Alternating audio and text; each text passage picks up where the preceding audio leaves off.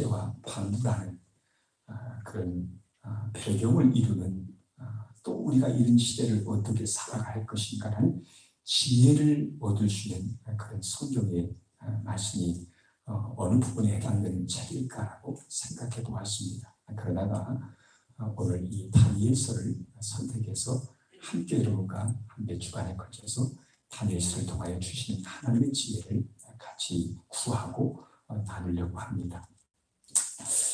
먼저 당시 시대적인 배경을 설명을 드릴 필요가 있다고 생각합니다. 당시 근동 지역, 그러니까 오늘날 말하면 메소포타미아 지역, 유프라테스강, 티그리스강 가운데 있는 여러분 아시는 바와 같이 오늘날 이라크 지역, 또 이란 지역, 또 아나톨리아의 그 광대한 그 평원을 이루고 있는 오늘날의 터키 지역입니다. 이 일대를 아우르는 그 지역을 가리켜서 보통 근동 지역, 동쪽에 가까운 지역, 유럽인들의 눈에 비춰지는 그런 지리적인 그런 지층입니다. 이 근동 지역의 패권을 이 아수르 제국이 아시리아 혹은 아수르 제국이라 성경에 나왔습니다만 이 아수르 제국이 무려 1200년을 걸쳐서 그 지역을 꽉 쥐고 있었습니다. 이 근동의 특별히 이 북방 지역을 호령하는 이 아수르의 제국이 모든 제국이 그러한 것처럼 이 제국도 점점 국군이 기울기 시작을 하게 되어서 나라의 기운이 쇠약해지게 되었습니다. 우리는 이 아수르 제국과 관련되어진 것을 성경에서 니느웨 성, 아마 여러분 기억하실 것입니다.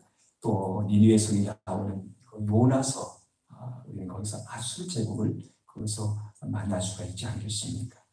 또 BC 722년에 결국 북쪽 이스라엘 왕국이 바로 이 아수르에 의해서 멸망을 당합니다. 그리고 그 사네립 대왕이라는 그런 이름도 들어보셨을 것입니다. 아주 집요하게 이스라엘을 괴롭혔던 그런 아수르의 왕이었습니다. 이 아수르 지역이 점점 기울어지기 시작을 하자 이때 해성처럼 등장하는 또 다른 나라가 있었습니다. 바로 신바벨론이라는 바벨론 나라입니다만 이 나라가 등장을 합니다. 그래서 이 아수르가 국군이 기울기 시작하는 그 틈새를 노려서 당시 나바폴라살 왕이라고 하는 이 바벨론의 왕이 나타나서 나라를 펼쳐나가기 시작합니다. 그러니까 이 나라는 먼저 국군이 막 왕성하게 흥황하기 시작을 하는 것이죠. 그리고 그의 아들 느부갓네살, 오늘 우리가 입고 있는 이 느부갓네살이 바로 그 아들인데요.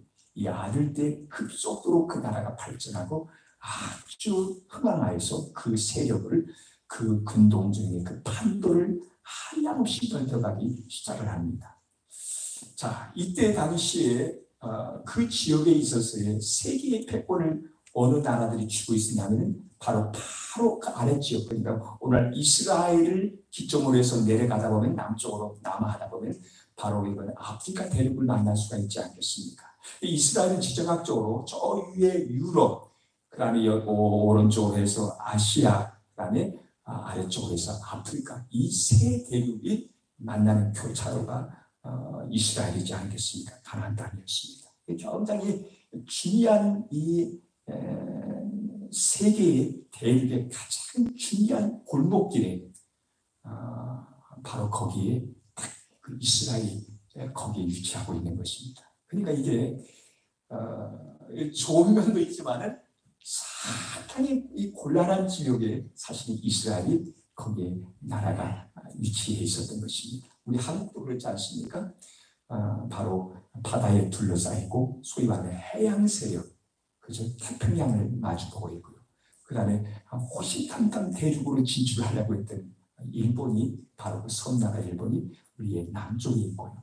그 다음에 저 중국, 그 다음에 러시아 이런 나라들은 이 해양으로 대륙 세력입니다만 해양 세력으로 해양으로 나가려고 하는 그런 희망을 엿보고 있는 그런 대륙이지 않겠습니까? 그러니까 대륙의 세력과 해안의 세력이 서로 맞부딪히는 곳, 그곳이 우리 대한민국이지 않습니까? 그러니까 이 강대국 사이에 우리나라는 지정학적으로 상당히 고달픈 그런 위치에 처해 있는 것이 우리 한국이기도 할 것입니다. 반면에 역발상을 한다고 한다면 또 얼마나 우리나라가 너무나 아주 그냥 휘중한 곳에 정말 천혜의 혜택을 누릴 수 있는 곳에 나라가 위치해 있다고 할 수가 있을 것입니다. 그렇죠? 저 바다 세력이 대륙으로 올라가려 한다면 우리나라를 통과해서 이 반도 한반도를 통과해서 올라갈 수만 있다고 한다면 얼마나 많은 시간과 물자와 에너지를 절약하면서 정말 저 대륙 그야말로 저 유럽의 파리까지 갈 수 있고 아프리카까지 갈 수 있는 그 길목에 우리나라가 탁 놓여져 있다는 것입니다.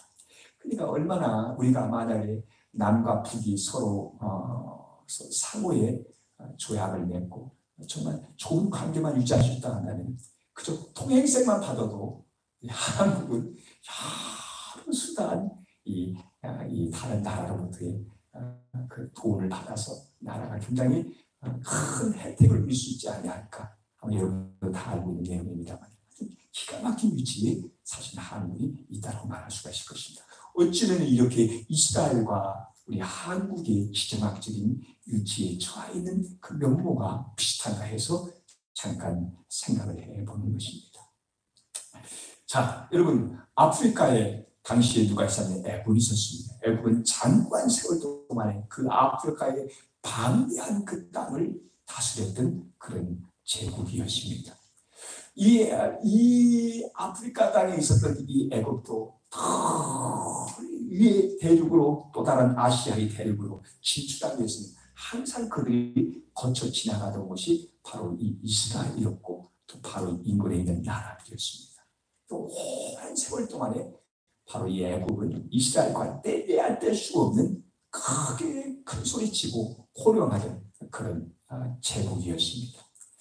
자, 이렇게 되다 보니까 여러분 이 애굽에서 문제가 하나 생겼습니다. 뭐냐면은 이 아수르 제국이 그나마 있어서 이 신바벨론 제국이 발흥할 때 아수르 제국이 그 방패 역할을 지정학적으로 이렇게 막아주는 저지선 역할을 아수르 제국이 해주었습니다. 근데 이 신바벨론 나라가 일어나면서부터 만약에 아수르 제국이 무너지게 된다면 바로 그냥 바로 남아하에서 자기 애굽 땅으로 쳐들어올 수 있는 가능성이 너무나 농후한 것이었습니다. 그래서 이 애굽과 서로 아수르가 갈그미스라고 하는 곳에서 서로 협약을 맺어서 전략적인 동맹국가가 됩니다. 그래서 서로 결성을 해가지고 이 바벨론과 마지막 최후의 결전을 갈그미스 바로 그 지역에서 대회전의 전투를 벌이게 되어집니다. 누가 이겼겠어요? 우리가 아는 바와 같이 거기서 여지없이 이 느부갓네살의 왕이 이끄는 군대에서 그야말로 아주 그냥 박살이 나고 말게 되었습니다. 그래서 아수르 제국은 그 일로 말미암아서 BC 610년에 역사의 뒷골목으로 결국 사라지고 맙니다. 그리고는 바벨론이가 명실상부하게 그 지역 일대를 다 아우르면서 그야말로 그들은 군주로서의 온 세상을 호령하는 그런 위치에 서게 되었습니다. 결국은 역사의 뒤안길로 아수르는 BC 605년에 사라지고 그리고는 명실상부하게 이 바벨론이 온 세계를 호령한 강자로 그야말로 백번주의 나라로서 이제 중앙부대에 서게 됐다는 것입니다.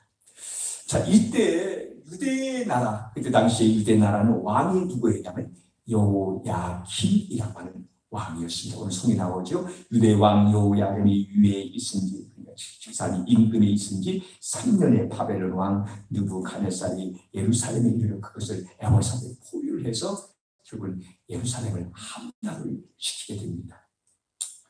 자, 여러분 이 요야김 왕이 누구일까요? 여러분 조금 역사를 다시 되돌려서 생각해보면 히스기야 왕 알지요? 아주 그냥 기도 많이 하고 자기 병 걸렸지만 그 병을 기도함으로 하나님께 치료를 받았던 그래서 생명을 15년간 연장받았던 그런 왕이 있지 않습니까? 히스기야 왕. 그 다음에 그의 아들, 그 히스기야가 아주 아들을 나중에 연장받은 그 생명의 기간 동안에 아들을 하나 낳는데 그 아들이 기가 막힌 아들을 낳아요. 아들을 기가 막힌 아들을 낳는데 이게 좋은 의미에서 기가 막힌 아들을 낳는 게 아니라 천하에 그렇게 나쁜 아들을 낳습니다. 그 왕이 므낫세 왕입니다. 아주 그냥 세상에 천하에 못쓸 놈이 왕이 되는 사람이 므낫세입니다. 그러니까 히스기야가 므낫세를 낳고 그 다음에 아몬 왕이라고 이 사람 단명합니다. 금방 죽어요. 그리고 나서 요시야가 왕이 되거든요. 그래서 요시야 밑에 여호아스, 그 다음에 요야김, 그 다음에 요야김의 아들이 요야김이고요. 또 이 아들 가운데 요야김 바로 위에, 그러니까 요아스의 아들이 3명의 아들들이 있다고 생각한다면, 첫째 여호아스, 그 다음에 요야김, 그 다음에 시드기야. 시드기야가 유대 나라의 제일 마지막 왕이지 않습니까? 그때 완전히 바벨론에 끌려가서 눈알이 뽑힌 채 끌려가고 결국은 죽음을 당하게 됩니다. 근데 오늘 나오는 사람은 바로 여호야김입니다. 자, 여러분 요아스부터 시작하면 요아스가 바로 이 갈디미스의 전쟁을 벌이고 있었을 때 아수르와 애굽이 서로 연합해서 저 바벨론에 맞서서 전쟁을 벌이고 있었을 때 바로 이 요아스 왕은 누구 편을 드냐 하면은 바로 이 바벨론 편을 듭니다. 그러니까 결국은 이 전쟁에서 결국은 애굽에 의해서 요아스 왕이 뜻밖의 전사를 합니다. 죽게 돼요. 아주 훌륭한 왕인데 그만 너무나 뜻밖의 거기서 그야말로 죽게 되고 맙니다. 그러자 그리고 나서 애굽이 이 이스라엘에 들어와 가지고는 왕을 하나의 허수아비 왕을 세웁니다. 바로 그 왕이 여호아스입니다. 여호아스. 그러니까 요시야 왕의 아들이지요. 여호아스를 세웁니다. 자기의 아버지를 죽인 나라에 의해서 세움을 받은 왕자가 왕이 되니까 상당히 애굽에 대해서는 적재심이 있는 왕이었습니다. 그래서 이 사람은 애굽파이었습니다. 결국 이 사람도 나중에 다시 애굽이 쳐들어와가지고 끌고 가서 애굽에서 죽이고 맙니다. 그래서 여호와스는 그렇게 죽고 말아요. 그러자 이제 이스라엘 백성들, 유다 백성들이 거기에 대한 반감으로써 또한 이 애굽파에 해당되는 바로 그 여호야김을 세우는데 이 사람은 어떤 사람이냐면 상당히 또 이 사람은 바벨론주의적인 사람이었습니다. 이러다 보니까 바로 이 전쟁에서 승리한 바로 이 바벨론이 요새를 몰아서 바로 이 여호야김 때 이스라엘 예루살렘을 함락시켜버리는 것이었습니다. 자, 그래서 오늘 성경에 보면 여호야김 왕이 나와 있습니다. 유다 왕 여호야김이 위에 있은 지 3년에 그 왕이 된 지 3년에 바벨론 왕 느부갓네살이 예루살렘에 이르러 그것을 에워쌌더니 라고 나와 있습니다. 여러분 이 느부갓네살 왕은요 상당히 유명하고 유능하고 대단한 제국의 황제였습니다. 이 사람 당시 세계적으로의 운영되어지는 도량을 이 모든 그 측량하는 그 모든 단위들을 통일을 시켰던 왕이었고요. 자기의 왕비가 자기의 떠나온 조국을 잊지 못해서 늘 향수병에 걸리는 걸 보고 이 정원을 만들어줬는데 심지어 그 정원을 공중에 떠 있는 정원을 만들었다고 합니다. 어떻게 만들지 모르겠어요. 안 보았습니다. 근데 공중 정원을 만들 정도로 아주 그냥 이 건축 기술이 뛰어난 그런 사람들을 동원해서 그렇게 만들었다고 합니다. 등등 또 나라의 그 국격을 사정없이 넓히는 왕이었고 또 운하를 파가지고 자기 나라 여러 곳으로 물류들을 운반할 수 있도록 이렇게 했던 왕이라고 합니다. 느부갓네살은 상당히 대단한 왕이었습니다. 그런데 여기에 같이 맞서서 유대 나라를 운영해 간다고 하는 것이 한 나라의 조그마한 나라의 유대의 왕으로서의 아주 얼마나 부댔겠을까, 얼마나 힘들었을까. 여러분 넉넉히 아마 우리가 그 형편을 헤아려 볼 수가 있지 않겠습니까? 중국과 미국과의 그 가운데 있어서 우리 한국도 얼마나 힘듭니까? 그렇죠? 이게 정말 힘들게 보면은 이렇게 뉴스나 신문지상을 통해서 이렇게 보면은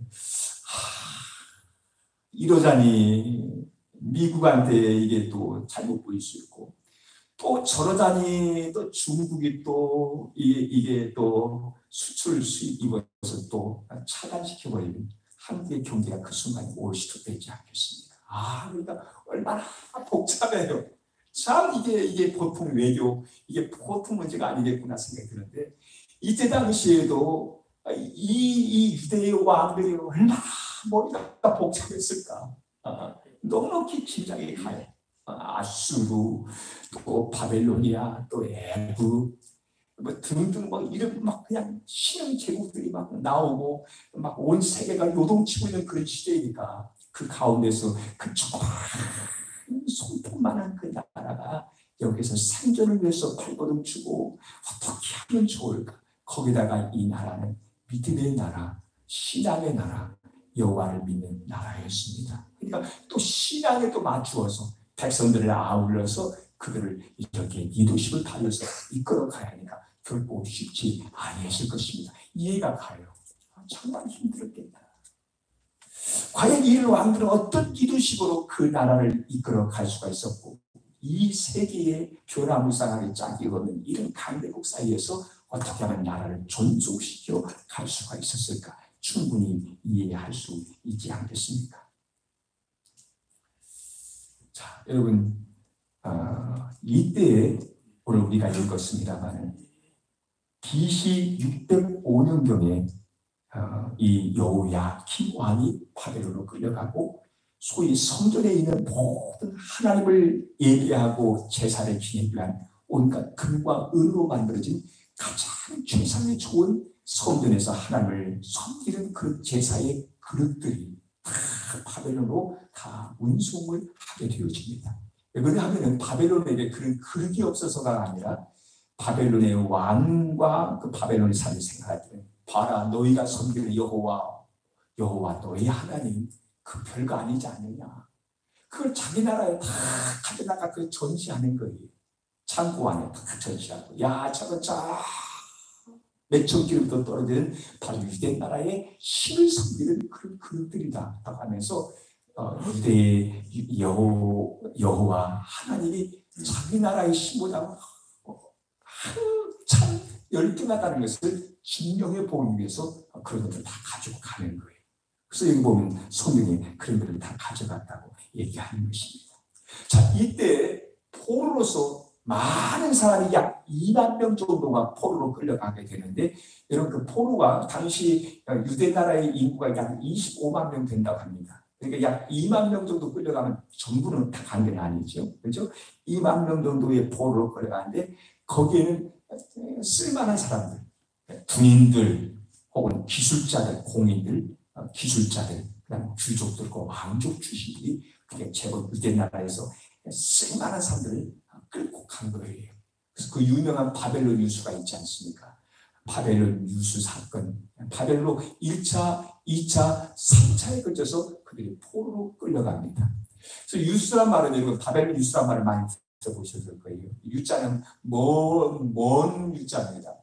검은 유자도 되지만 먼 유자, 멀리 죄인 숫자, 멀리 죄인 되어서 바벨론으로 끌려갔다. 그래서 바벨론 유수란 말을 우리가 쓰고 있습니다만 그렇게 해서 그들은 바벨론으로 끌려가게 되어진다. 그때 처음 끌려갈 때 바로 여기에 다니엘과 그의 세 친구도 함께 묻어져서 끌려가게 되었습니다. 자, 여러분, 근데 오늘 이제 성경 보면은 이런 문제가 나옵니다. 3절입니다. 왕이 환관장 아수부나스에게 명하여 이스라엘 자손 중에 왕족과 귀족의 몇 사람. 그러니까 이 출신 성분이 뛰어난, 그러니까 유전적으로 상당히 유대 나라에서는 제법 가장 좋은 바로 그런 혈통을 지닌 그런 젊은이를 거기서 선택하게 한 것입니다. 그리고는 흠이 없고 아름다운 용모 또 모든 재주를 통달하는 게 아주 자질이 좋은 친구들, 그렇죠? 건강하고 잘생기고 그리고 재주가 좋고 또 지식이 어느 정도 학문의 바탕이 잘 되어져 있는 사람들, 이런 사람들을 데려오게 했습니다. 그리고는 그들을 잘 훈련시키고 잘 사육하고 양육해서 바벨론 나라의 중간 관리로서 써먹기 위해서 이 사람들을 이제 교육을 시키는 것이었습니다.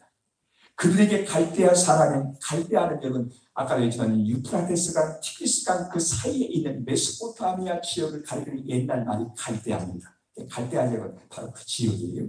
이 갈대아 사람의 학문과 방언을 가리키게 하였고 자기 나라의 학문을 가리키는 거예요. 이 사람들의 학문이 가장 첨단을 달리는 학문은 뭐냐면 하나의 점성술이었습니다. 하늘의 별과 그 행성들을 보면서 그걸 가지고 미래의 사건들을 점을 치는 것이 점성술 아니겠습니까? 그것이 상당히 이 바벨론 나라에 굉장히 발달되었답니다. 그리고 또 한 가지는 죽은 자와 산 자를 소통할 수 있는 바로 그 영매술이었습니다. 그래서 소위 이 죽은 사자들을 불러일으키는 거예요. 그리고는 그들로 하여금 오늘 살아있는 세상의 역사가 어떻게 돌아갈 것인가를 미래사를 말할 수 있도록 이런 영매술사의 이런 방법들을 그들은 학문으로 정립해 놓고 있었습니다. 그러니까 여러분 이 유대주의에 있었던 이 젊은이들은 정말 상극에 해당되어지는 그런 학문이지 않겠습니까? 근데 어쨌든 이런 걸 가르치는 거예요. 이 세상적인 학문을 가르치고요. 그들의 하나의 영적인 그들 세계에 있어서의 세속적인 지식과 영적인 지식을 가르치었습니다. 뿐만 아닙니다. 왕이 지정하여 자기의 진리와 자기가 마시는 포도주에서 그들의 날마다 쓸 것을 주어 3년을 기르게 하였으니 가장 좋은 음식, 영양분 있는 음식, 심지어 왕이 먹는 음식도 얼마나 좋은 음식일까요? 이건요 사육하는 거예요. 소위 말하는 사육하는 것입니다. 길러내는 거예요. 근데 이들은 잠깐만 그렇게 아니라 무려 이 교육기간을 무려 3년이라는 시간을 할애해서 그걸 가르쳤다는 것입니다. 참 여러분 이런 거 보면은 여러분 다른 나라의 포로로 끌려온 사람들을 그 중에서 간택해가지고 그들에게 잘 먹이고 좋은 옷 입히고 특별히 뛰어난 사람들을 잘 선택해서 그들을 교육하는데 여러분 잠깐 하는 것이 아니라 3년 동안 그렇죠? 3년 동안 우리나라 말하면 하나의 대학 교육의 정규 과정이라고 말할 수 있을 만큼 3년 기간 동안에 그들을 가르쳤다고 하는 것은 이 여러분 바벨론 나라가 얼마나 거기에 사람을 키우는 일에 심혈을 기울였다는 것을 우리가 엿볼 수가 있지 않겠습니까? 이게 여러분 바벨론 제국이 만만한 제국이 아니에요. 그저 무력으로 다른 나라 짓밟고 제국을 세운 나라가 아니라 이렇게 사람 인재들을 등용하고 키워낼 줄 알았던 그 제국이었습니다. 그러니까 여러분 우리가 생각할 때 뭐 아수르, 바벨론 뭐 이런 나라들 우습게 일이 아니에요. 보면 상당한 나라, 인프라가 되어 있는 나라라는 것을 우리가 볼 수가 있습니다. 자, 이렇게 해서 사람을 기다리게 됩니다. 그런데 그 중에 오늘 성경에 이제 다니엘과 그의 세 친구 하나냐와 미사라와 아사라가 나오는데 제일 먼저 했던 일은 뭐냐면 이름을 뜯어고칩니다. 근데 지극히 바벨론의 신적인 이름들로 그들 바꿔줍니다. 그래서 그들의 신앙을 버릴 수 있도록 이름조차도 유대주의적인 그 신앙의 색깔을 다 지워버리고 완전히 바벨론주의식으로 그들의 우상과 관련된 이름으로 그 이름을 바꾸어버립니다. 여러분, 과거 이때는 굉장히 신앙이 중요했습니다. 신들의 전쟁이었거든요. 그러니까 그 이름을 자기 나라의 바벨론식 이름으로 바꾸어 버렸습니다. 자, 여러분 생각해 보세요. 다니엘과 세 친구. 참 여러분 이런 거 보면서 저는 한 가지 느꼈던 게 뭐냐면 참 좋은 친구들. 나와 함께 이 경란의 파고를 같이 지나갈 때 나 홀로 지나가는 것이 아니라 누군가 나와 함께 나와 비슷한 처지에 있는 바로 그런 사람, 내 동료, 동무, 동지가 될 수 있는 그런 좋은 사람이 내 곁에 있으면 참 좋겠구나 이런 생각을 하게 되었습니다. 이 세 친구들이 한 가지 결정을 내리게 됩니다. 우리가 다른 것은 어찌할 수가 없겠지만 아마도 이때쯤에서 나이를 계산해보면 항상 약 16살쯤 되지 않겠습니까? 이렇게 얘기합니다. 16살 우리나라 몇 학년이죠? 예? 고3? 중3. 아, 중3. 예, 중3. 중3이면 누구쯤 되는가? 그냥 대충 제게 감사합니다. 중3 정도의 나이에 이제 이 아이들이 어떤 청년들이었지요. 이 청년들이 서로 마음을 합칩니다. 이 세 명과 다니엘까지 포함해서 이 네 사람이 서로 뜻이 안 맞았다 한다면 결코 이런 결정을 내릴 수가 없었을 것입니다. 우리가 다른 것은 놓을 수 없지만 그래도 우리가 할 수 있는 것 하나 있지 않겠느냐. 그것은 우리가 먹는 음식 문제만큼은 우리가 부탁해서 적어도 우리 유대주의의 하나님의 말씀에 어긋난 것을 먹지 말고 우리가 비록 풀뿌리를 먹는다 할지라도 하나님 우리가 함께 해주실 거야. 그렇게 해서라도 우리가 하나님 앞에서 우리의 믿음을 지키게 하지 않겠는가. 그냥 막 흘러가는 대로 죽은 물고기같이 세상의 세속의 물결 따라서 그 거대한 제국에서 그 거대한 사상과 그들의 문화 속에서 함께 더불어 그냥 떠들려 갈 게 아니라 그래도 우리가 할 수 있는 일 적어도 최소한도 우리의 믿음을 지킬 수 있는 것 그것은 무엇이겠는가. 아마도 이 세 친구와 함께 다니엘이 그래도 머리를 싸매면서 생각을 했던 것 같아요. 그래서 그것이 뭐냐면 음식 문제였습니다. 왕이 자기의 좋은 진미들을 먹게 했잖아요. 그래서 환관장에게 부탁을 가서 얘기합니다. 환관장에게 오늘 말씀 보니까 여기에 8절입니다. 다니엘은 뜻을 정하여 왕의 진미와 그의 마시는 포도주로 자기를 더럽히지 아니하리라 하고.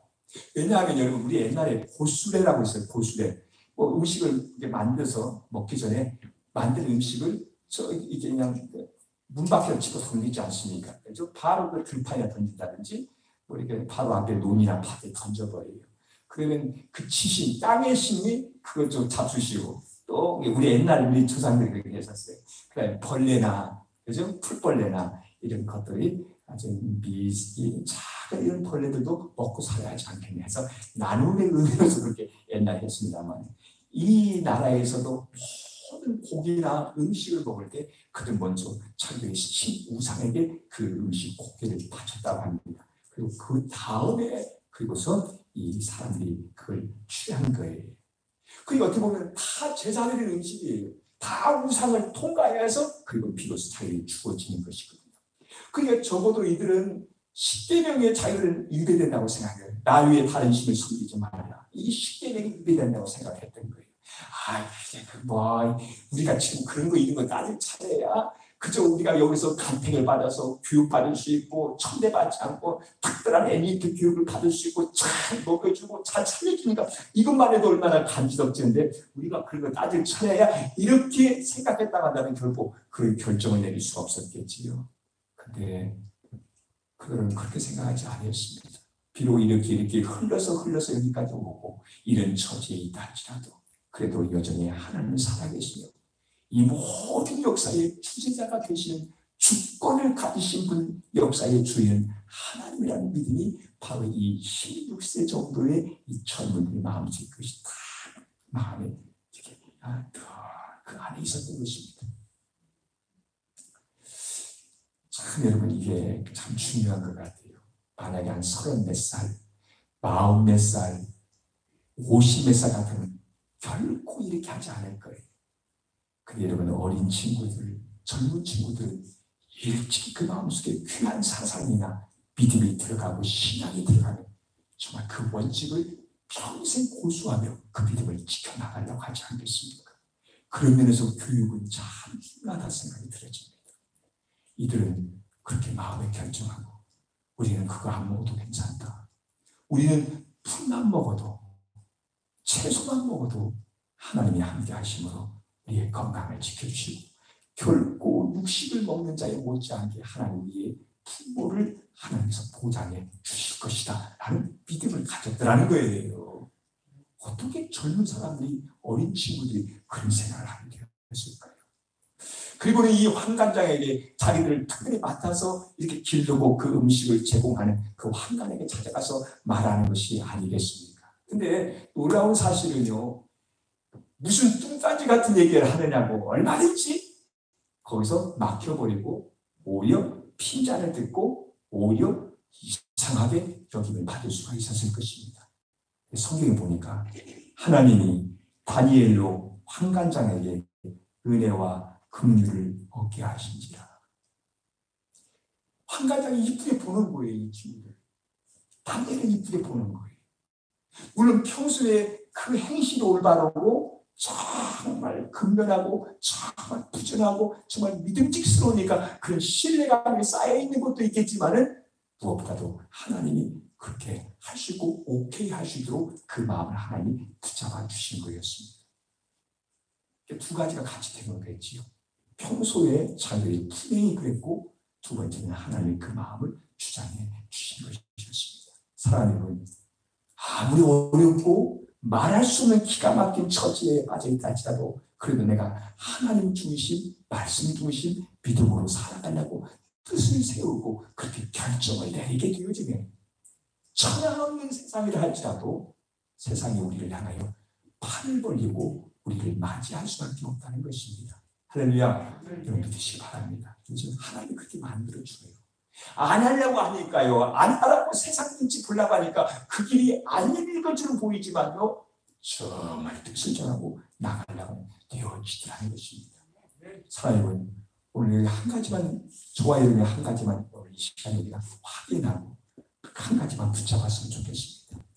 여러분 이 다니엘과 세 친구들이 할 수 있는 여러 가지들이 있었을 거예요. 근데 정작 할 수 없었을 것입니다. 이들이 나라의 독립을 위해서 나라를 다시 광복을 찾기 위해서 나라를 회복하기 위해서 뭘 할 수가 있겠어요. 하지 못하는 겁니다. 그런데 그 중에서도 이들은 자기들 먹는 음식 문제만큼은 부탁하면은 이것은 허가를 받고 허락을 받아서 이렇게 채식일주를 해서 결코 성경에 인배되지 않은 믿음의 삶을 살아갈 수 있을 거라고 그들은 그 한 가지를 붙잡기로 결정했다는 것입니다. 여러분 요즘 우리 믿음 생활할 때 여러분 얼마나 어렵습니까? 세상은 어수선하고요. 경제도 어렵다 하고요. 장사도 잘 안 된다 하고요. 직장에서 언제 또 나오야 할지도 모르고요. 사업을 움직여 가는데 얼마나 요즘 힘들 때입니까? 그렇지 않습니까? 그런데 우리가 이 예배의 자리에 나와서 예배하는 것조차도 어려울 때를 만났습니다. 내 신앙을 지켜간다는 거, 내가 그리스도인이고 내가 예수 믿는 사람이고 나는 하나님의 자녀라고 하는 것을 내 스스로 확신하고 확인하고 세상 가운데 나를 내 믿음을 지켜간다는 것도 결국 쉽지 않은 때입니다.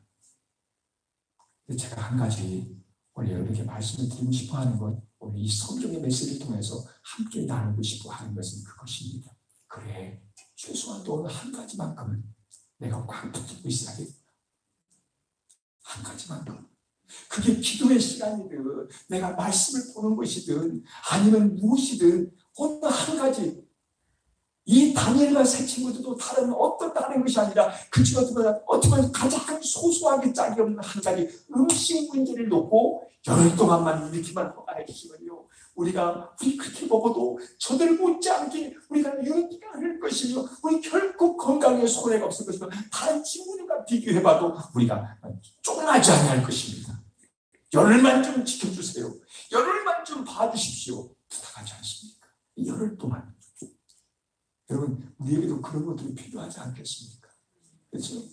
내가 다른 거 다 내가 다른 거 못한다 할지라도 내가 이것만큼은 하나님 앞에서 최소한도 내 믿음을 지켜가기 위해서 내가 이것만큼은 고수하고 내가 지켜나가야겠다. 하나님 도와주세요. 길러주시고요. 하나님께서 주장해 주시고요. 결코 세상 사람과 비교해서 결코 내가 이렇게 쪼그려들지 아니한 것 하나님 보장해 주셔서 내가 끝내 이 믿음을 지켜나갈 수도 하나님 길러주세요. 할 수 있지 않겠습니까? 여러분 그런 거 하나씩 여러분 찾아보세요. 여러분 그것을 여러분 잡으시기 바랍니다.